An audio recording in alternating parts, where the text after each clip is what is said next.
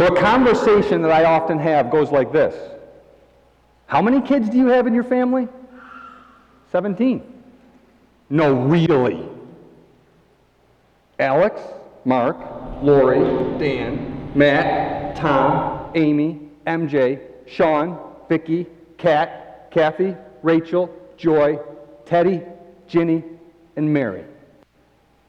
When I tell people that I was raised in a family of 17, the immediate question is, what was that like?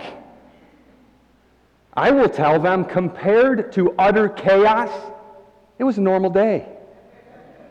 Compared to most of you, what you would see, you would call it utter chaos. They say, no, really, what was it like? And I will tell them with all seriousness, it was chaos. It was close quarters. And it was constant comparison. Now you're probably wondering, why would I say chaos? Picture this. 365 days a year, sometimes more intense on holidays, dinner time. It was a feeding frenzy. There was activity everywhere. Plates were being prepared, settings were being made. We ate family style. When that dish goes around the table, you better take a bite. It might be empty the next time around. And if you were fortunate enough to see an empty a plate with food on it on the table, you better speak up. Brian, would you pass that plate of turkey? If you didn't speak up, you didn't eat. Close quarters. I didn't have my own bedroom until I graduated from college. And now I have 4 roommates, 3 little ones and 1 my size. Now, the interesting thing about growing up in an environment like that is when I got punished. Now, I probably gave my parents more gray hair than the other 16 combined. And I often got sent to my room. Now, when you share a room with 5 brothers, you're often getting sent to your room with the one you were just causing a problem with. So we had to figure out a way to control our emotions so that we can communicate and work it out. On one of those trips, we were working it out. I was wrestling with my brother on the top bunk bed. When he went over the edge head first to the ground, that thump sent warning bells through the house. I can hear Mom coming up the steps. I had to check my brother, make sure his neck wasn't broken, because if it was, she would probably break mine. When she walked through that door, she did something to me that I distinctly disliked. Okay, I hated it. She compared me. Comparing me was like tying an anchor to my ankle and dropping me to the bottom of the ocean. I was a unique individual. I wanted to be different. I didn't want to be compared to some angelic sibling. So what do I hear? Matt, why can't you behave like your siblings? I was blinded to being able to think through my own thoughts and to be able to consider other people's thoughts. I couldn't understand the value of comparison. Now, people will ask me, you obviously survived your childhood. What did you make of yourself? I will tell them, compared to what? Compared to my siblings? I'm doing okay. Compared to the fantastic speakers on this stage today? I would say maybe okay. Compared to what I could become, I have a lot of work to do. Now they say, no, really, what did you become? I say, ask my 6-year-old. He will tell you I'm a rocket scientist. I'm building him a rocket. Every day I come home from work, he says, Dad, how's my rocket ship coming? Don't forget, 2 seats. Zach, why do you want 2 seats? I want to be able to take you and Mom for a ride. They say, really? Well, the reason why I do it that way is because when I tell people what I really do, I compare myself to a much different measure. Because I tell people I've been a life and death engineer. I spent 10 years of my life working on weapon systems. If you saw a picture of one of my devices, it would look like a simple dart flying through the air, as if you're out in the front yard playing darts with your children. The only difference is my darts weigh upwards of 2,000 pounds, are 14 feet long, and when they hit the ground, they don't stop. They will penetrate up to 50 feet of reinforced concrete. And when they detonate, they will lift the earth up 20 feet into the air. If you were in that underground bunker or anywhere near the surface, you're not with us today. On the life side, I've spent another 10 years of my life working on spaceships. I help people and equipment get from point A, Earth, to point B, outer space. And in the case of the people, back alive. Now this might sound odd, but that environment, that professional environment, is very much like my upbringing. Why? Because it's chaos, it's close quarters, and it's constant comparison. Chaos because sometimes we have failures. In development, we're working on something new, things break. And we have to figure out how to fix those. And the close quarters comes from the teams. We are put on very intense teams where we can drill down into the details to try to solve the problem. And the one thing that stands out is comparison. We have to be right. Hopefully in your mind you're thinking, right compared to what? Well, in our particular case, it's everybody comes back alive. The mission is successful. We have to be right. And because of that, we have to be able to put our emotions to the side and be able to realize rejection is not so bad when you compare it to what's right. When we're in a meeting and we're trying to figure out what caused the failure, and someone comes up with an idea and someone else says, that's not going to work, and here's why. You've got to be able to overcome that rejection of your ideas so that you can advance the ideas of someone else. I became a person who loved comparison. I started measuring my life against the things I wanted, and comparison was the key. So the natural follow-up question is how did you go from hating comparison to loving comparison? I'll look them in the eye and I'll say, I changed my mind. And that's easy, right? Hopefully you're thinking easy compared to what? Let me give you two extremes of that continuum. Hard. I fell into this trap for years. In my career, I was able to put a roof over my family's head, food on the table, money in the bank, and anything that challenged that, I resisted. In that particular case, change is hard because I became comfortable. I didn't want to become uncomfortable, so I didn't want to change. Now, the other end of that spectrum is one of the two reasons that got me from hating to loving comparison. I had a reason. When I was little, I was painfully shy. Now, in a family of 17, it's easy to hide, even when you're a troublemaker like me. When you get in trouble, they send you to your room. They don't send you to the center stage in the spotlight. But as I got older, the pain didn't go away. You wouldn't catch me if my life depended on it in front of people. And I started realizing I have a little one coming along. And when I compare myself to other people in the world, I'm down here at the bottom.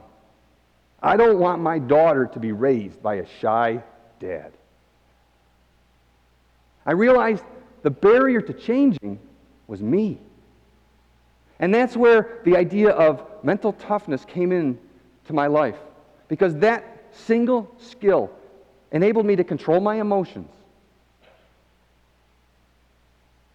and decide where I wanted to go.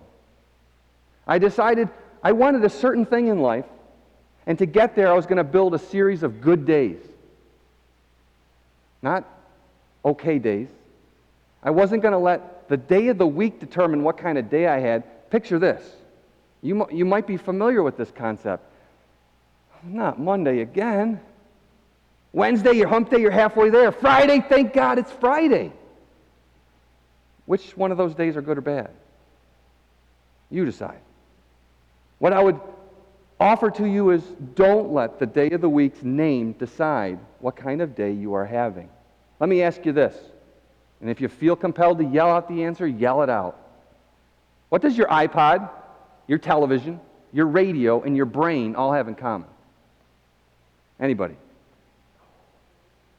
Louder. Nope. Anyone else? Ooh, we're getting closer. Electric current. I love that answer, but no. Let me fill in where I'm going. You decide what plays on all of them. The longest running conversation you will have in your life is with yourself. And what are you playing on your brain? Have you changed the channel lately? My partner, Steve Siebold, is a leading expert on mental toughness. And the two of us have compiled 1,200 interviews with CEOs, self-made millionaires, billionaires, and sports stars. And what we have found is they think differently. They're able to control their mental conversation because they know where they're going. And when they get off track, they call time out. They say, compared to what? Is this thinking getting me where I want to go? Am I doing well in my sales today? I sold $10,000 in product. That's fantastic compared to the person who sold 1,000. But what about the person who sold 1,000,000? When you start setting up that angelic target, you can start learning. And when you're able to change what you do to produce better results for your family, for your community, for your company, for your family, now you're impacting the world.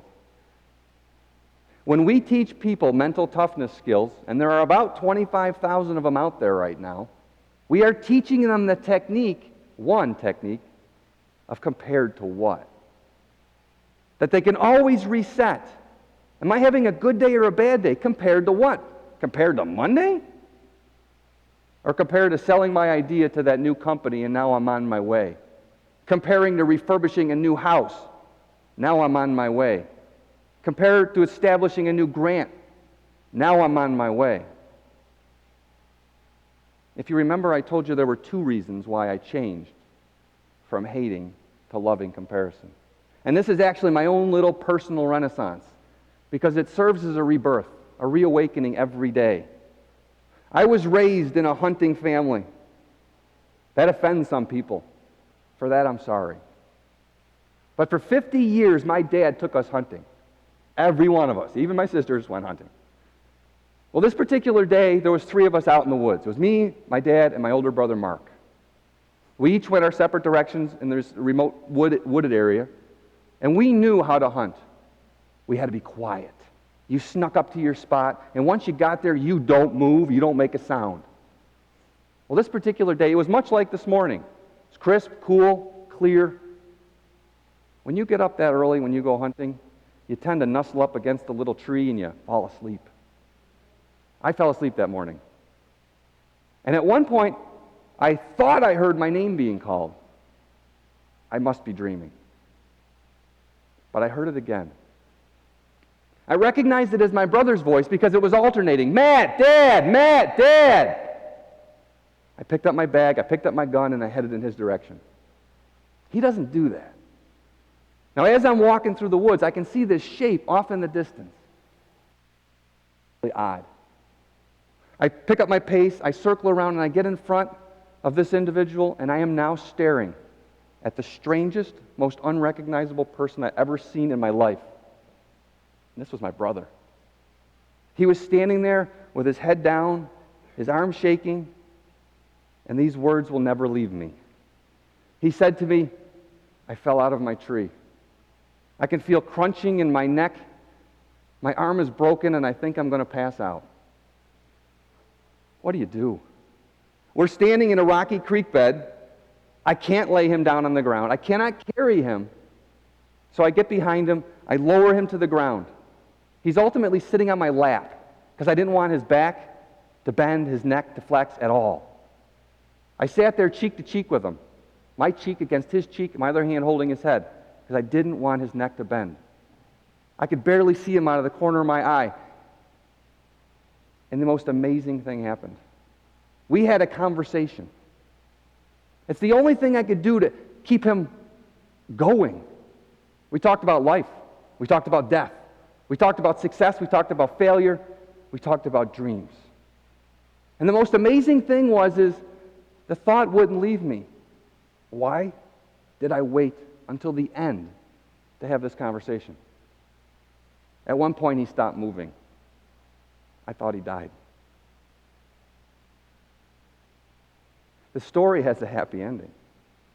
Because 1 year later, after breaking his C2 vertebrae and being in traction for quite some time, he walked. And he not only walked, he went hunting. He climbed back up into that tree like he did every year, and I think he got a buck that year. But the most intense moment happened when I saw him later that day. And I said to him, "Mark, how did you do that?" And in my ears, I can still hear his voice saying this: "I was not about to let life stop me from living." Now, when I think of my day, and I compare myself to many different individuals, I compare myself to him. And when I get bogged down in this minutia of living, the things that don't matter, I think of him. And I set my standard up here to say I can be tougher than what I am being right now. I can be stronger, I can promote more things, I can do more in this world, whether it's with my family, my community, my company, or just myself. So I would actually turn to challenge you. The next time someone comes up to you and says, "That was great," think inside yourself, compared to what? If someone comes up to me today and says, "That was pretty good," you must understand that I'm not ignoring you. I'm going through this question in my mind. Compared to what? Thank you.